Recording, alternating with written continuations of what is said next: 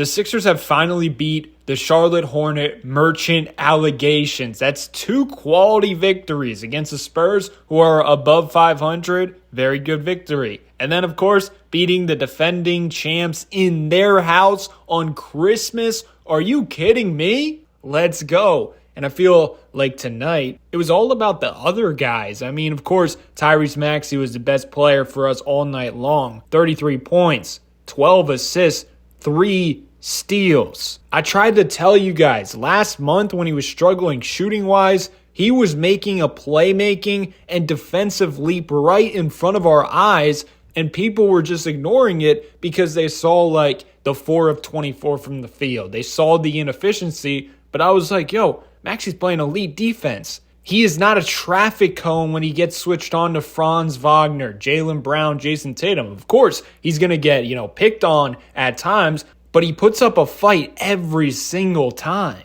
And I think the most impressive thing about the Sixers lately is, Joel Embiid's back, but you can see how much better they are as a team when Embiid is not on the court compared to the beginning of the season. Like, let's go to that Cavaliers game. The first half, they had a double-digit lead. They just didn't have, Embiid checking in, Embiid, controlling 5 minutes here and there. You know what I'm saying? But they did have a 10-point lead versus the best record team in the league. They just ran out of gas. And then, again, versus the Spurs, Embiid gets ejected, and they stabilize it. They're fine. It's a neck-and-neck game. And eventually, Maxey wins it in the end. And tonight, a unit without Paul George and Joel Embiid wins them the game. Maxey is doing a way better job as a floor raiser. In the beginning of the season, we couldn't even beat the Toronto Raptors. So that is like the most surprising factor for me. Nick Nurse, everyone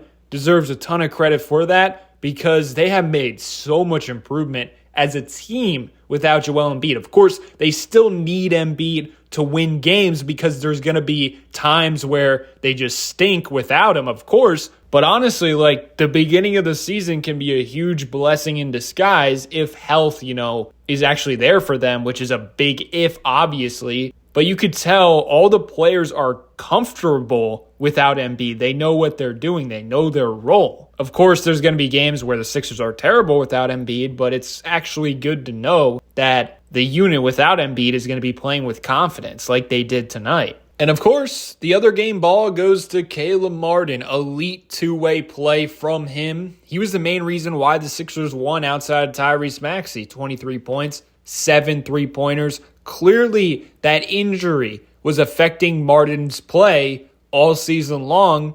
And since he's been back, he looks way more healthier. The shot looks cleaner, more precise. And of course, it's going in again. So get this. The last 2 games for Caleb Martin, he has 10 3-pointers. The other 21 games, 15 3-pointers. And of course, the Celtics were playing the percentage game. If anyone's going to shoot, we're going to let Caleb Martin shoot. But the thing is, he hates the Boston Celtics, and he always cooks the Boston Celtics. This man would be the greatest player of all time if he played the Celtics for 82 games.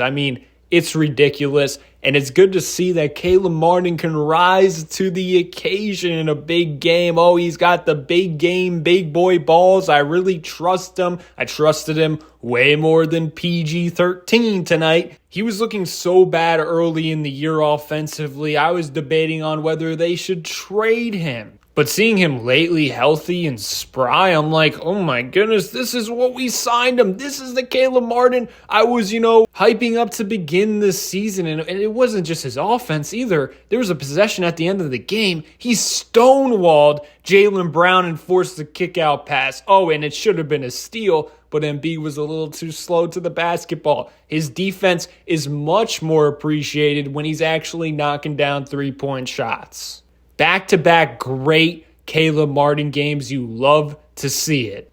And it's time to give 2 people credit that I have been roasting all season long, because that's what we do here. We criticize, but also we prop up when it's meant to happen. So Kyle Lowry, I thought he was great today. Plus 20, led the Sixers, and you could tell his veteran presence really felt good. But not only that, he had a clutch 3-pointer in a big spot. That's what I need. Also, I thought he was really good against the San Antonio Spurs as well. So, Kyle Lowry, I'm proud of him. He was on a different level of locked-inness, in my opinion. Like, you could just tell. He felt it was a big game, and he actually showed up and was looking to shoot, looking to drive, and he was just making all the right plays, making feisty defensive plays, bodying up. Like, there was a play in the second half where Kyle Lowry and Tyrese Maxey were switching the pick and roll, and they were going up against Tatum, who's 6'10", and going up against someone else. Like, it was two midgets just absolutely destroying the big people in the pick and roll just from feisty, tough defense. Oh, that was one of my favorite plays of the game.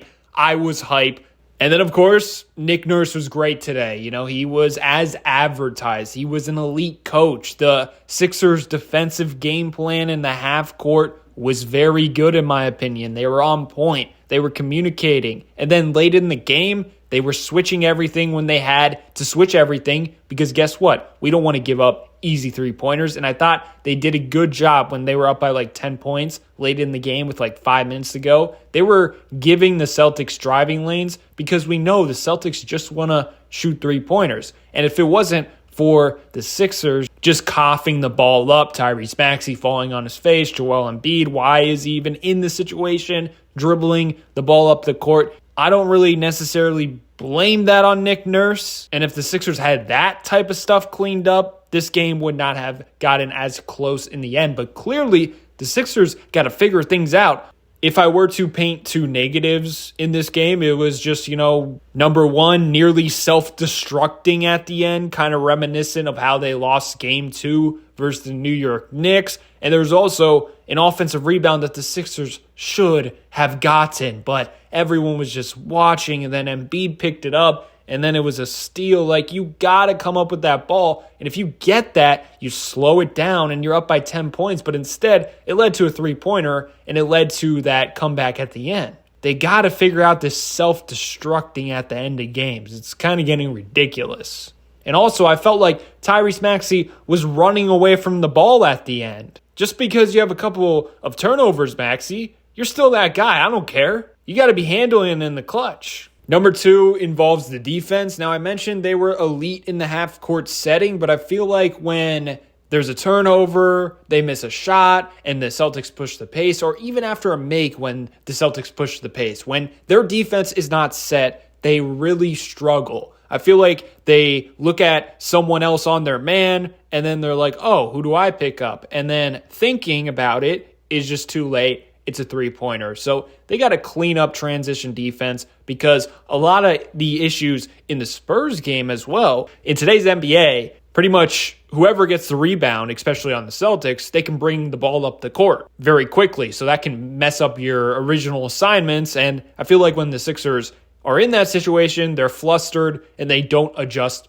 quickly enough. So they got to clean that up as well. I thought that was another annoying thing throughout this game, and also in the Spurs game. And then, of course, the dud from Paul George. It's one thing he's missing shots. I feel like he got to the spots he wanted to get to. Like, it wasn't a case of the Celtics just locking him up. I feel like he was just missing shots when he was creating. But clearly, that's what he is at this point. Eastwood says it the best. He's a make or miss player. But overall, I'm kind of wondering, should the Sixers shift his focus as a player when the big three are healthy? Like, just make him a defensive-minded player. Because he really is great defensively. He's made a huge impact for their defense. That's why they're really good in the half court, along with Embiid and other guys. But Paul George is really doing his part on that end. I feel like with the big three healthy and Embiid and Maxey, how good they are offensively, especially as a duo, why don't the Sixers just be like, yo, when we got the big three, don't worry, Paul George, you're still going to get your possessions here and there, but we need you focusing on defense because you're cooking out there. I feel like too many times tonight he was kind of on like Al Horford or something. He's got to start making shots. Like, he really feels like Tobias Harris on that end of the floor. I'm not going to lie. Whenever he shoots it, I have zero faith of it going in a big situation, let alone just making a shot. Not even a big situation. I had no confidence in him making any type of shot. But overall, it was a dud from him, but I'm just happy we got the win. So we can kindly just ignore that Paul George is washed.